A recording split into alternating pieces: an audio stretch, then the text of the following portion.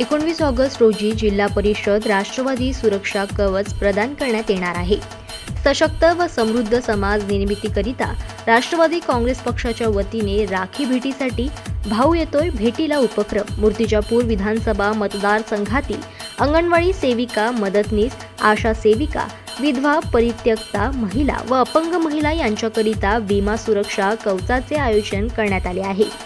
प्रमुख उपस्थिती जयंत पाटील, प्रदेश अध्यक्ष राष्ट्रवादी काँग्रेस पार्टी महाराष्ट्र राज्य, अनिल बाबू देशमुख, माजी गृहमंत्री, रोहिणीताई खडसे, प्रदेशाध्यक्ष महिला आघाडी महाराष्ट्र राज्य, माजी राज्यमंत्री गुलाबरावजी गावंडे, माजी आमदार भैयासाहेब तिडके, संतोषदादा कोरपे, अध्यक्ष जिल्हा कोऑपरेटिव्ह बँक अकोला, मेहबूब शेख, प्रदेशाध्यक्ष युवक आघाडी महाराष्ट्र राज्य, संग्रामदादा गावंडे, जिल्हा अध्यक्ष राष्ट्रवादी काँग्रेस पार्टी अकोला, मूर्तिजापूर विधानसभा मतदारसंघातील महिलांना राष्ट्रवादी काँग्रेस पक्षातर्फे विमा सुरक्षा कवचाची राखी भेट देण्यात येणार आहे।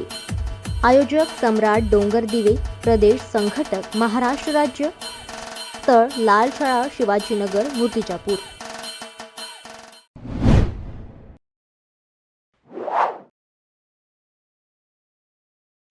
नाशिक मुंबई महामार्गावरील नवीन कसारा घाटात टँकर 200 फूट खोल दरीत कोसळून 5 जणांचा मृत्यू झाला, तर 3 जण गंभीर जखमी झाले। भरधाव टँकर रस्त्यालगतच्या लोखंडी जाळ्या तोडून दरीत गेला। मृत आणि जखमी हे सिन्नर तसेच संगमनेर तालुक्यातील रहिवासी आहेत। रविवारी दुपारी 3:30च्या सुमारास घाटातील बलगर पॉइंटजवळ हा अपघात झाला।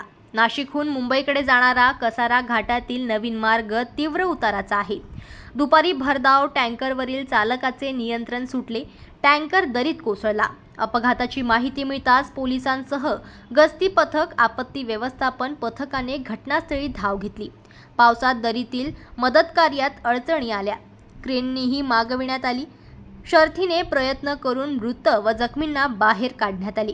दोरखंडाच्या सहाय्याने बाहेर काढण्यात आले। दरीत टँकरचे सर्व भाग विखरून गेले असून त्याची ओळख पटणेही अवघड झाले आहे।